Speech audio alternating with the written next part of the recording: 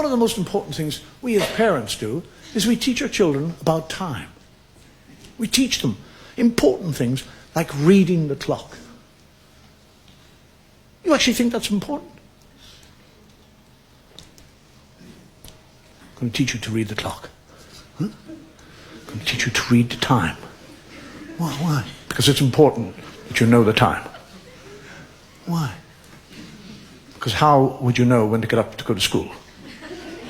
Mummy would make me. What if Mummy wasn't there? You'd wake me. What if we both weren't there? Wouldn't go to school. How would you know when breakfast was? I'd be hungry. Shut up!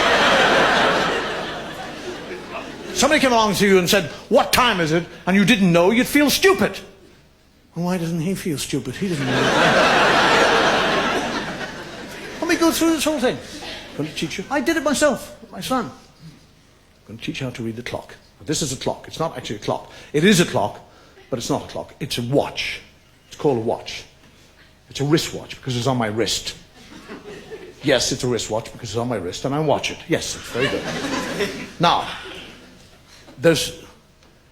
time is made up of zones, periods of time, all right? There's hours and minute. No, not hours. No, they're not hours. They're hours. They don't belong to us. It's a different spelling. H-O-U-R-S. Not Howards. It's silent. I don't know.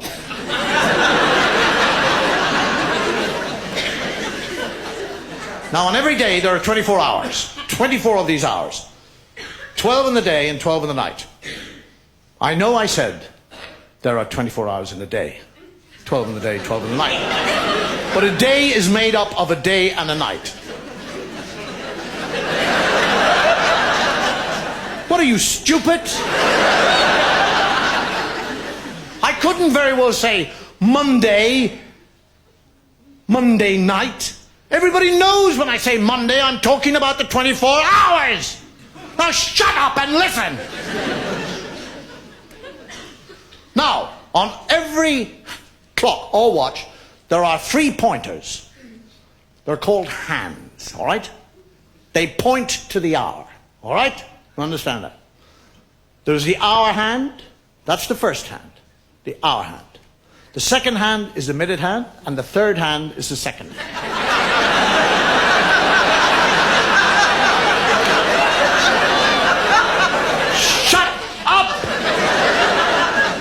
We'll do away. Forget about the third hand. Forget it. It's gone, all right? It's gone. And we have 2 hands. On the face of the clock, there are 2 hands, all right? There's the hour hand, which is the fat hand, and there's the thin hand, which is the minute hand. So you have a fat hand and a thin hand, all right? Fat hand hours, thin hand minutes. Right. Now, up the top of the clock, you see the number up there, 1 and 2. 1 and 2 is 12. It's not 3. It would be 3 if you joined them together. We already have a 3 here on the side by itself. We don't need 2 bloody 3s on a clock. So it's 12.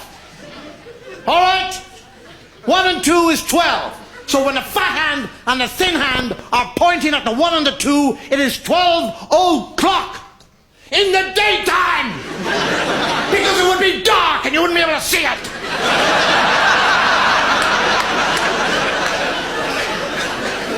Now the thin hand starts to move away from the fat hand. It likes the fat hand.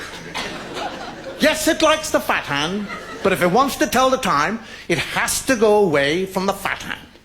So it moves away from the fat hand, leaving the fat hand at the 1 and the 2, and then it comes over to the 1 here by itself. You see the 1 to the right of the 1 and the 2? Now, that 1 is 5.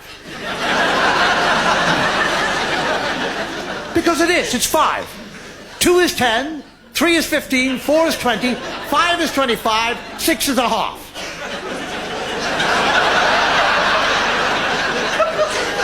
Half! Because 12 is the whole, so 6 is the half. 7 is 25 to, or 35 past.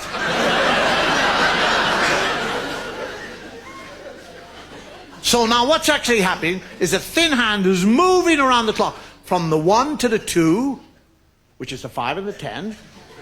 And while he's doing that, the fat hand is moving slowly away from the 1 and the 2. Yes, because fat hands move slowly, that's right. Fat things waddle away, yes, that's it. And now by the time the fat hand has got around to the 1, which was the 5, when the minute hand was pointing at it, and the 1 has come back right up to the 1 and the 2, it is now what time?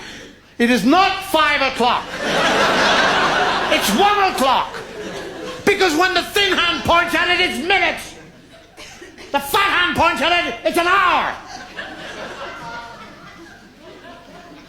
Now you be a good boy and learn how to read the clock. And I'll buy you a digital watch.